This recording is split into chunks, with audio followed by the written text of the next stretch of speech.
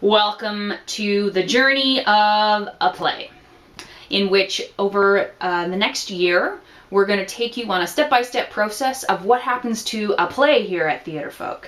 That play being my play, Somewhere Nowhere. This month, I'm going to talk about rewrites. A play is never fully written in the first draft. It shouldn't be anyway. It can take 2, 3, 4, sometimes 5. I like to call the first draft the do draft. You do it, you get it done. And it's the subsequent drafts where the real work happens. They're called the why drafts. Why does this event happen? Why does this character act this way, say this thing? I read a post recently which described a first draft as the marble, and the subsequent drafts as the sculpture the model is made from. Great image. You can write a pretty good first draft. My first drafts are really far along in the process. I went through Somewhere Nowhere at least 3 times before I called it an official first draft. But if you're not taking that extra step, digging in, going further, being specific, asking questions, asking why of your play, the play's never going to be as good as it could be. So, in the process of working on Somewhere Nowhere and getting it past the first draft stage, the next step is to hand the play over to my trusted reader, Craig, who is the first eye on all of my projects. It's important to have a trusted reader for 2 reasons. They're going to be kind, and they're going to be honest. And that is a vital combination when you're dealing with the fragile minds of writers.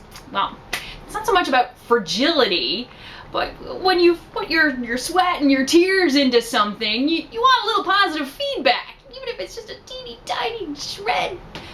Having said that, you also want someone to be honest with you, especially when something's not working. That's what I trust Craig to do, and that's what he did with Somewhere Nowhere.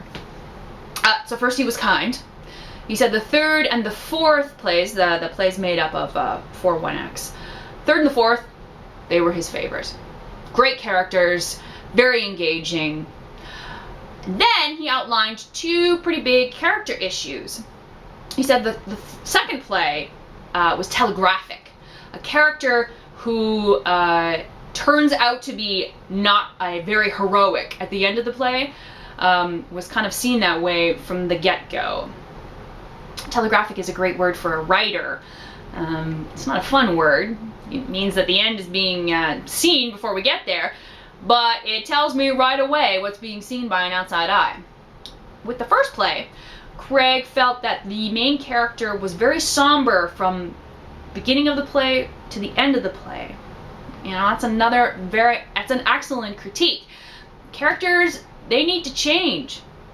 They need to grow, and if they're the same from beginning to end, then there's none of that, and that has to be there. And that's what I like about Craig's comments. There's always something tangible that I can work with. It's very important for characters to change throughout a play, and it's doubly important that plays not telegraph their endings. So after that, 2 out of the 4 1-acts pretty much had to be rewritten. 2 out of 4. For some writers, that would be cause for alarm. How do you rewrite without starting from scratch? And that's why your work has to be really detailed. That's why I went through 3 rounds with the play before calling it a first draft. Because when your work is detailed, you never have to start from scratch. You never have to feel adrift with your play.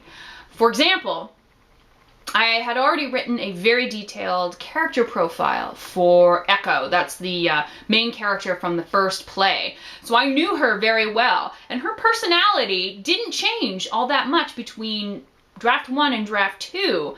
I just had to focus in on her emotional journey and why I wrote it that way. There's those whys again. Why did I make her so somber? What happens if I alter alter her emotional journey, make it a roller coaster, and still stay true to her story. If you know your characters and you know your story, rewrites aren't scary at all. They take a long time, but they're not scary.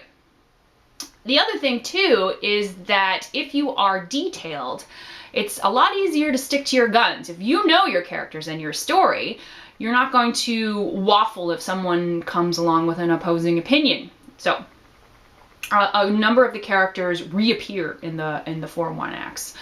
They change, they grow, they falter, and there's a couple, and they're in the first and the fourth, and they break up in the first, and it is suggested that they're going to get back together in the fourth. And Craig, he wasn't so keen on it. He found it was artificial, and I disagree. I think that they ground the play as a whole. I think it's necessary, and I think I know these characters well enough that it's going to work.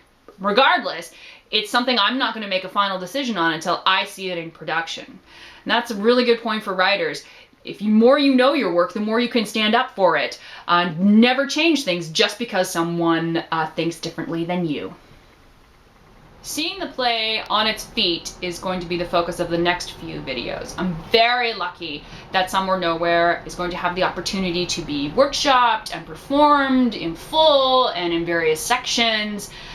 It's really important for playwrights to see and hear their work. That's where plays live, right? Plays don't live on the page, they live and breathe on the stage, which is very, very corny. But it's true. See you next time.